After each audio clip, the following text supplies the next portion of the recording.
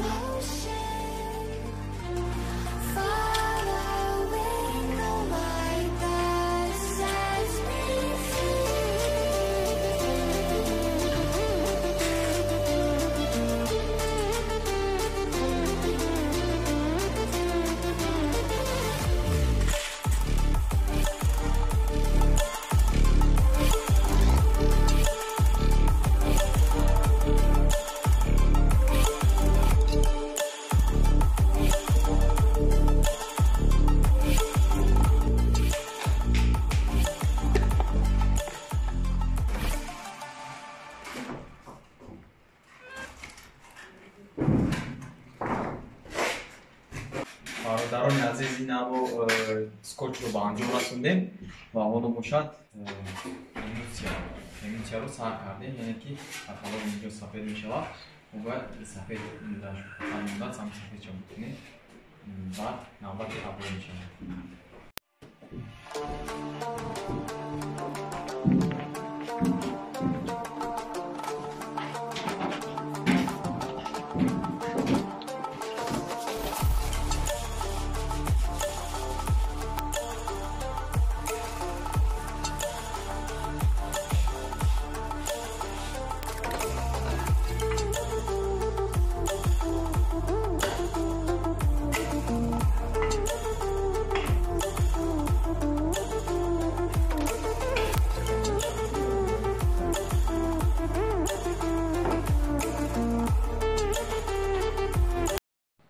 برادران عزیز چقدر که در نوار میبینید پس‌لفکای ما امروز بود چیدگی است یعنی چیستویش و آبوی کشیدن تیار شدگی است و هر تاقچه‌ای که میبینید در این پس‌لفکا درون همین تاقچه‌دا ما اوکل با اوکل هم دیوار سکه استفاده بودیم که مقصد پس‌لفکا از تنه دیوار جدا نشود هستن افرانی که مثال پس‌لفکا میسازن سکه استفاده نبودن پس‌لفکا شاید از تنه دیوار جدا شده نشود اینکه یک پس‌لفکای خالی باقی در اینجا کاتالوگ هم هست کاتالوگی که شما چقدر که میبینید در نوار با یعنی بوچی دستاویش امروز کراسکا کرده شدیم انشاءالله روز آخری کاری ما از کراسکاش تمام میکنیم و داورایی که در این کاتالوگ میبینید سیاه هستند این داورها 4 سانتیمتر خمیدگی هستند و کورب گیزارده که میبینید این کورب گیر با گیر دیوار 6 سانتیمتر خمیدگی است و کورب سفیدی که میبینید این کور باشد 10 سانتیمتر خمینگی است. باید کوروبی زرد از کوروبی سفید فرق کنیم، برای که در اینجا دورای سیاه بدن وای توف لگی است که مقصد میشد نکنیم.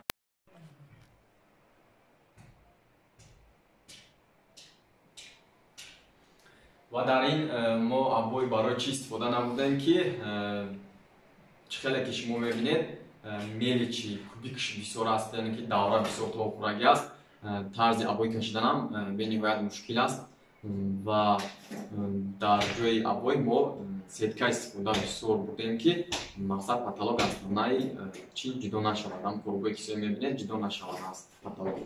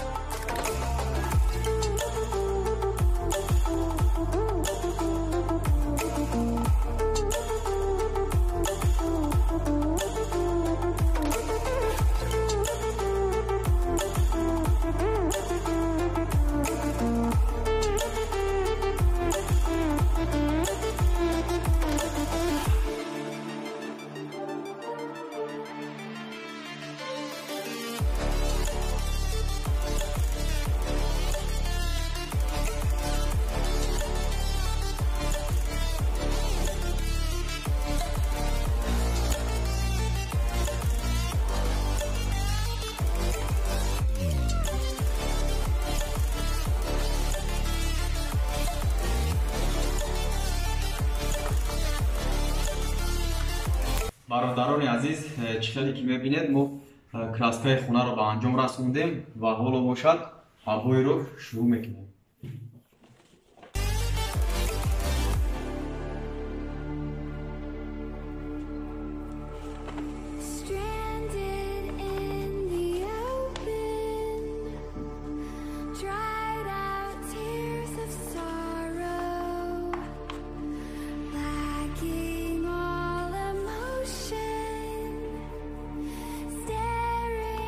Down the barrel, waiting for the final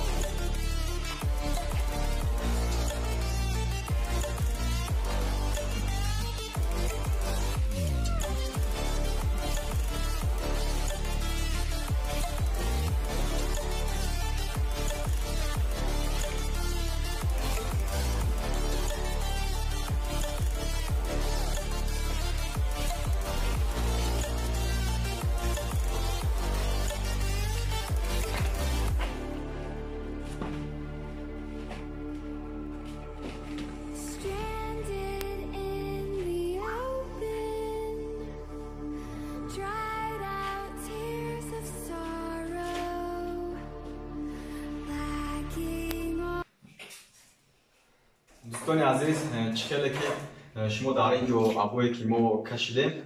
میبینید وقتی که ابویی که کشیدی یکم لیستی همیره اتویست هرمتی وقتی که اتویست که سر دادی ابوی تا آخیره کام نمیتیم بعد завис از شکاتور میکنه وقتی که شکاتور گلو راست باشد ابوی قطع نمیشه و غم نمیتیم و وقتی که اگر شکاتور کجاده باشد تا آخیره ابوی غم میتیم ابوی کشیدن برای آدمی استا نه قدر مشکل است برای آدمی که نه میخواهد استا شود برای اون شاید مشکل تر باشد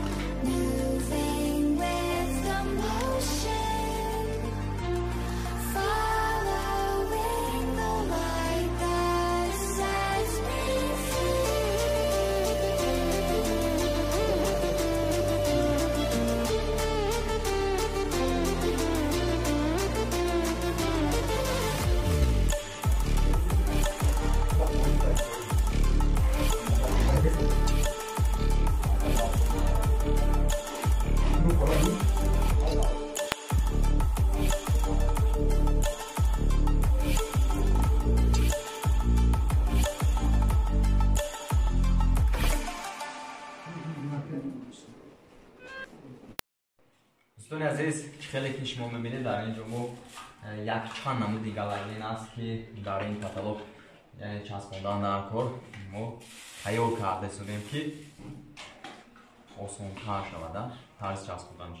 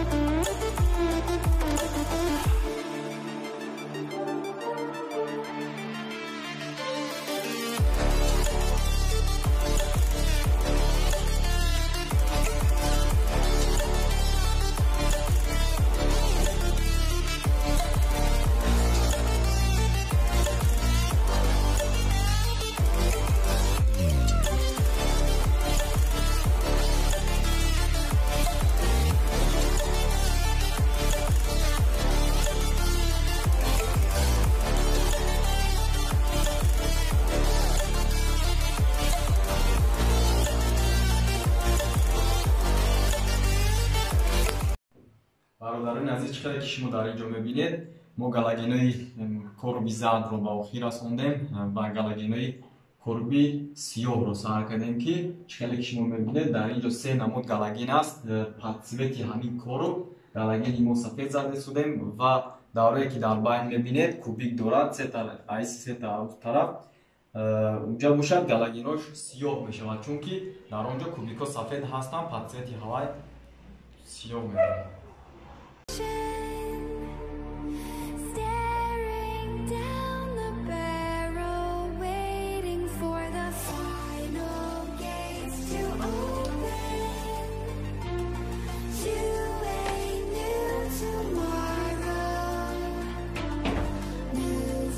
Uy,